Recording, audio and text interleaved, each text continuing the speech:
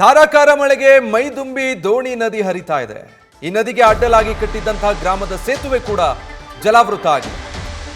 ವಿಜಯಪುರದ ದೇವರಹಿಪ್ಪರಗಿ ತಾಲೂಕಿನ ಯಾಳವಾರ ಗ್ರಾಮದ ಸೇತುವೆ ಸಂಪೂರ್ಣವಾಗಿ ಈಗ ಜಲಾವೃತಗೊಂಡಿದೆ.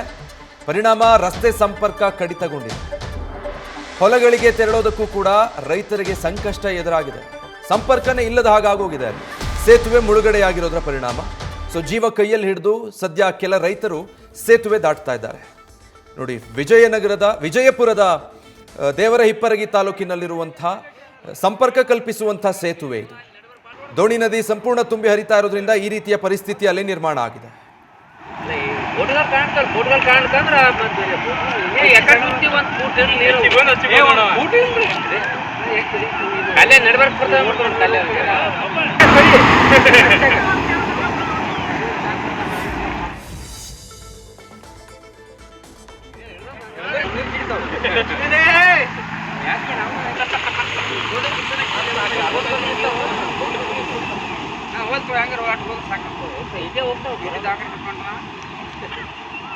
ಗಾಡಿ ಸಣ್ಣ ಬಿಡ್ಬಾರ್ದು ನೋಡು.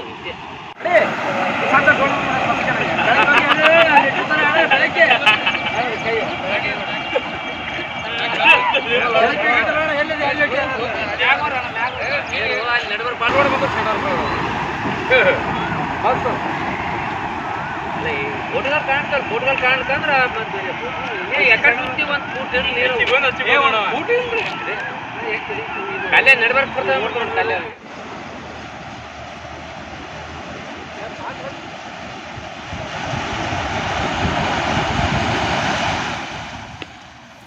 ನೋಡಿ, ಎರಡು ದೃಶ್ಯಗಳಲ್ಲಿ ಗಮನಿಸ್ತಾ ಇದ್ದೀರಾ ಸದ್ಯ ಸೇತುವೆ ಪರಿಸ್ಥಿತಿ ಹೇಗಾಗಿದೆ ಅಂತ. ಹಾಗೂ ಕೆಲವೊಬ್ರು ಇಲ್ಲದ ಸಾಹಸಕ್ಕೆ ಕೈ ಹಾಕ್ತಿದ್ದಾರೆ. ಅಂದರೆ ಕಾರ್ಗಳು ಅಥವಾ ಬಸ್ಗಳು, ದೊಡ್ಡ ದೊಡ್ಡ ವಾಹನಗಳು ಸ್ವಲ್ಪ ಅಲ್ಲಿ ಹೋಗಬಹುದಾದ ಸ್ಥಿತಿ ಇದೆ, ಅದು ಅಪಾಯಕಾರಿ.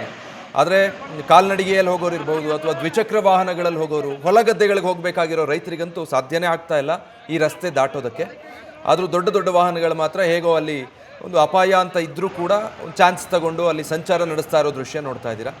ಧಾರಾಕಾರ ಮಳೆಯಾಗಿದ್ದರ ಪರಿಣಾಮ ದೋಣಿ ನದಿ ಸಂಪೂರ್ಣವಾಗಿ ತುಂಬಿ ಹರಿತಾ ಇರೋದ್ರಿಂದ ಸಂಪರ್ಕ ಕಲ್ಪಿಸುವಂಥ ಸೇತುವೆ ಇದು. ದೋಣಿ ನದಿಗೆ ಅಡ್ಡಲಾಗಿ ಕಟ್ಟಿರುವಂಥದ್ದು. ದೇವರಹಿಪ್ಪರಗಿ ತಾಲೂಕಿನಲ್ಲಿರುವಂಥ ಗ್ರಾಮಕ್ಕೆ ಸಂಪರ್ಕ ಕಲ್ಪಿಸುವ ಸೇತುವೆಗೆ ಈ ಪರಿಸ್ಥಿತಿ ಎದುರಾಗಿದೆ.